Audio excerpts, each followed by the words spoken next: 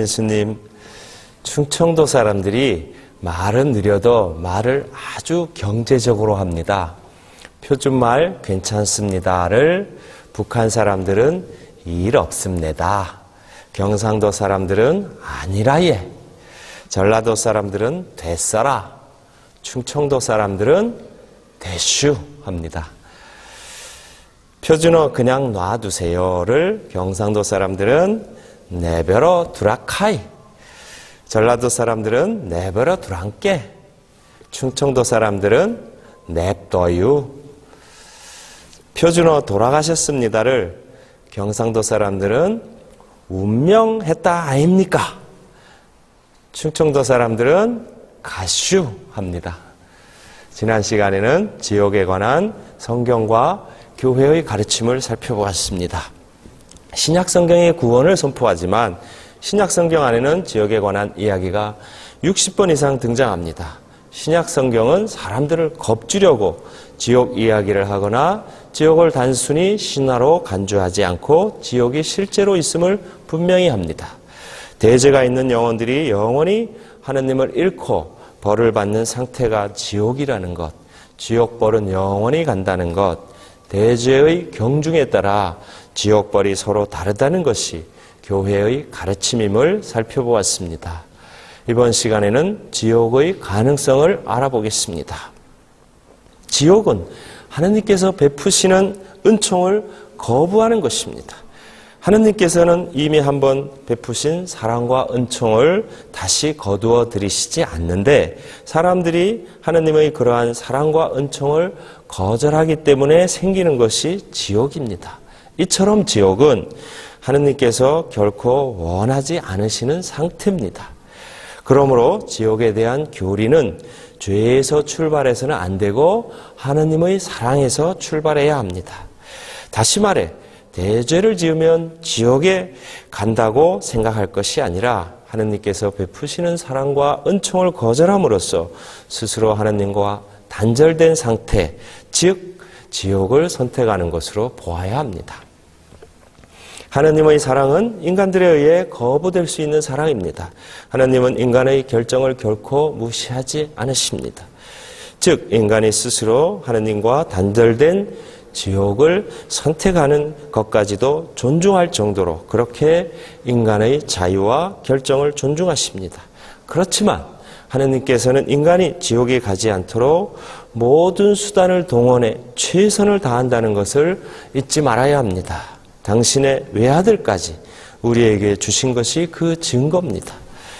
못된 인간들의 손에 죽임을 당할 것을 아시면서도 하나님은 당신의 외아들을 세상에 보내셨습니다. 그 정도로 하느님께서는 인간이 지옥에 가지 않도록 최선을 다하십니다. 비록 성경이 명백하게 가르치고 교회의 가르침에도 분명히 나타나지만 지옥은 그래도 역시 의아스럽습니다. 우리 인생의 최후 목적이 하느님인데 하느님을 영원히 잃는 지옥이라는 모순이 과연 가능할까? 두 가지 점에서 생각해 볼 수 있습니다. 첫째, 지옥 교리는 하느님의 모상에 따라 창조된 인간이 절대자 하느님을 모실 수 있는 능력이 있음을 말해줍니다. 지옥 교리는 인간이 본래 하느님께 향한다는 것을 말해줍니다. 인간은 본성적으로 하느님께 나아갑니다. 그래서 사실은 하느님을 거부하는 것이 하느님께 나아가는 것보다 훨씬 더 어렵습니다. 하느님을 거부하는 것은 인간 본성이라는 물살을 거꾸로 헤엄쳐 나아가는 것과 같기 때문입니다. 하느님의 사랑은 우리에게 이미 주어진 것입니다.